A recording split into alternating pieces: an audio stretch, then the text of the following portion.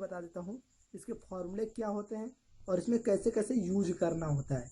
अगर वो चीज़ें आप समझ लेते हैं तो मैं आपके बुक से हर एक क्वेश्चन को बताने वाला हूँ, हर एक प्रश्नावली से एक एक क्वेश्चन करके बताने वाला हूँ। तो बताने से पहले हम आपको बेसिक चीज़ें बता देते हैं। देखिए, sine inverse x is equal to लिख सकते हैं, कोसेक इनवर्स 1/x ये लिख सकते हैं। मतलब साइन इनवर्स एक्स का उल्टा जो होता है कोसेक इनवर्स 1/x, ये इसका उल्टा होता है, विपरीत। सेम इसी कंडीशन में हर किसी का होता है। जैसे कॉस इनवर्स एक्स का भी विपरीत होता है सेक इनवर्स 1/x। मतलब जो इसका विपरीत होता है वो उसके एंगल को विपरीत करेगा 1/x के रूप में। तो ये चीजें तो आप समझ में आ गया कि सभी त्रिकोणमिति फलनों छो का इस तरह से हो जाएगा। पहला के जो दूसरे नियम है वो है साइन इनवर्स साइन थीटा बराबर कह सकते हैं थीटा। मतलब साइन साइन से डिवाइड हो जाएगा, केवल बचेगा थीटा। इस प्रकार से छह त्रिकोणमिति का होता है। जैसे cos inverse cos theta is equal to theta. मतलब कॉस इनवर्स कॉस, अगर ये एंगल इसमें नहीं है, इसमें एंगल है, तो ये इससे कट जाएगा और बचेगा थीटा। इस प्रकार से छह त्रिकोणमिति का आप कर लीजिएगा। अब इसके हम फॉर्मूले बता देते हैं जो अधिक यूज होते हैं।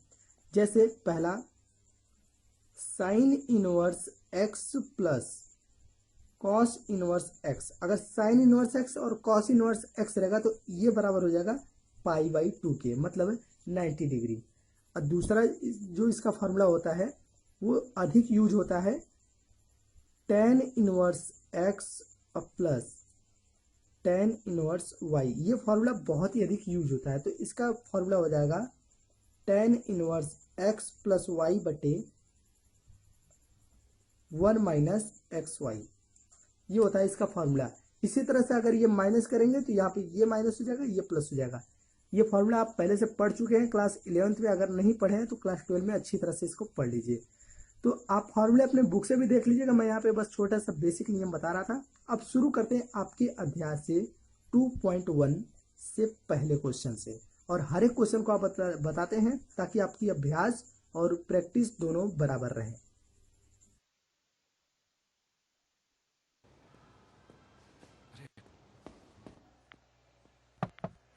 आइए सर।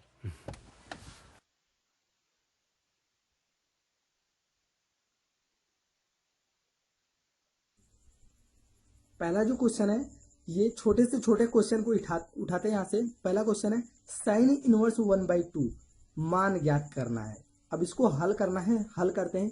तो सबसे पहले हम क्या करते हैं, मानते हैं। इसमें हमेशा त्रिकोणमिति फलन में मान कर लगाएंगे, बहुत ही आसानी से होगा। तो माना x के बराबर ये क्वेश्चन दिया गया है साइन इनवर्स 1/2, ये मैंने मान लिया। अब देखिए, इस साइन को हम इस साइड पक्षांतर करेंगे तो हमें क्या मिल जाएगा। कह सकते हैं sine x is equal to, ये क्वेश्चन में माइनस है, सॉरी यहाँ पे क्वेश्चन में माइनस है, -1/2। ठीक है, ये चीजें मिल गई। साइन एक्स बराबर -1/2, या कह सकते हैं साइन एक्स बराबर, अब -1/2 किसकी वैल्यू होती है, ये होती है माइनस साइन π/6 का। π/6 की वैल्यू 1/2 होता है, और ये माइनस यहाँ पे लगा दिया। बस यही आपको चेक करना कि ये 1/2 किसकी वैल्यू होती है, ये होती है π/6 का, मतलब 30 डिग्री का। अब देखिए, साइन से साइन कट जाएगा, माइनस यहाँ पे रह जाएगा, या कह सकते हैं x की वैल्यू आ जाएगी -π/6। साइन से साइन कट जाएगा, बचेगा x की वैल्यू -π/6। ये इसका मान हो जाएगा। अब आते हैं इसके दूसरे क्वेश्चन पे। अब दूसरा क्वेश्चन ये दिया है cos इनवर्स √3/2। तो इसमें भी हम क्या करेंगे, सबसे पहले मानेंगे x बराबर cos इनवर्स √3/2। कहीं भी कंफ्यूजन होगा आप जरूर कमेंट कीजिएगा, मैं आपका पूरी हेल्प करूंगा। अब ये करने के बाद cos को हमें इस साइड भेजना है, तो वो हो जाएगा cos x, ठीक है, इज इक्वल टू √3/2। अगर आपको ये प्रॉब्लम हो रही है कि ये cos इनवर्स इस साइड जा रहा है तो cos x क्यों हो रहा है, अगर ये प्रॉब्लम हो रही है तो यहाँ पे समझ लीजिए क्यों ऐसा हो रहा है।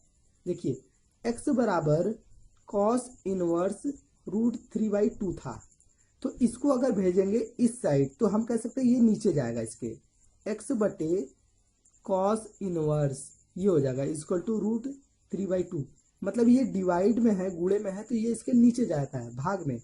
अब इस भाग को ऊपर भेजेंगे तो ये पावर जो है वो प्लस में हो जाएगा, एक्स कॉस पावर प्लस 1।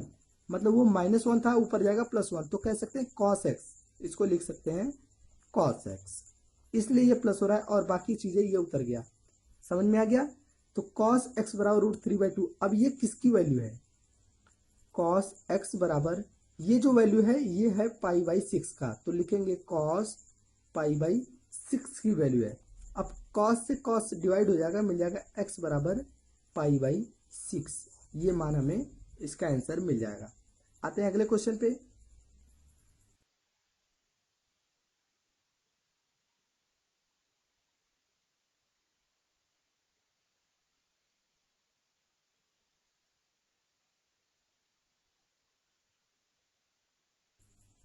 तीसरा क्वेश्चन है कोसेक इनवर्स 2। तो यहाँ पे फिर से मानेंगे तो x बराबर हो जाएगा कोसेक इनवर्स 2।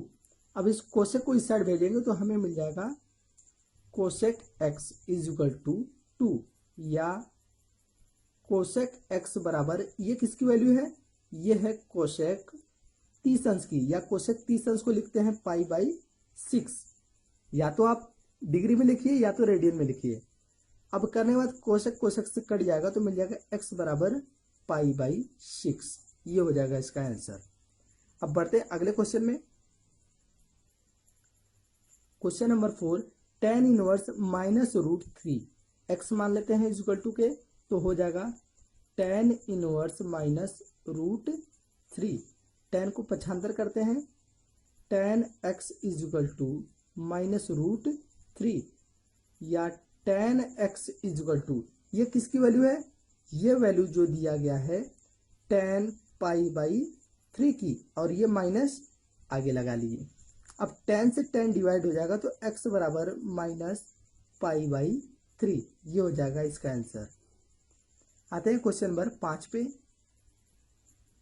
5 में cos इनवर्स -1/2, तो लिखेंगे x बराबर cos इनवर्स -1/2, या cos x बराबर -1/2। अब ये किसकी वैल्यू होती है?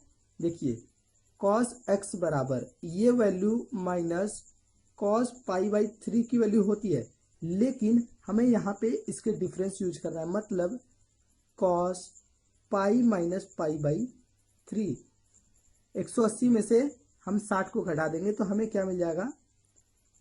cos 2π/3 मिल जाएगा। और ये किसके बराबर है? cos x के बराबर है। तो cos से cos हमें डिवाइड हो जाएगा तो मिल जाएगा x बराबर 2π/3। ये हो जाएगा इसका आंसर। आते हैं क्वेश्चन नंबर 6 पे। 6 लिखा है tan इनवर्स -1, तो लिखेंगे x बराबर tan इनवर्स -1, या tan x बराबर -1। अब ये किसकी वैल्यू है?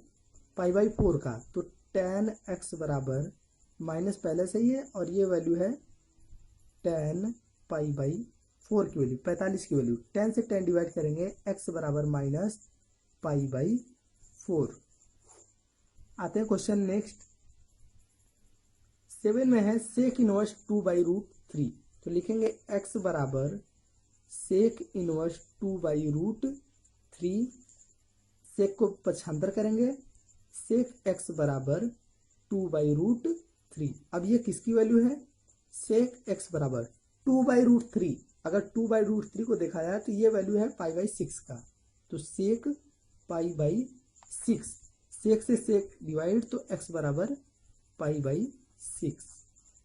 क्वेश्चन नंबर 8, cot इनवर्स √3, तो x बराबर cot इनवर्स √3, या cot x बराबर ये किसकी वैल्यू है? π/6 का, लिख सकते हैं cot π/6। cot से cot डिवाइड होगा, x बराबर π/6। ये सिंपल जितने भी क्वेश्चन है आप आसानी से लगा सकते हैं। इसके अगले भाग में लॉन्ग क्वेश्चन को बताया गया है। क्वेश्चन नंबर 9, तो यहाँ पे x के बराबर कॉस इनवर्स -1/√2 या कॉस x बराबर, अब ये किसकी वैल्यू है, ये है वैल्यू माइनस, तो पहले लगाते हैं π/4 का, तो लिख सकते हैं कॉस π/4। कॉस से कॉस डिवाइड हो गया, मिल जाएगा x बराबर -π/4।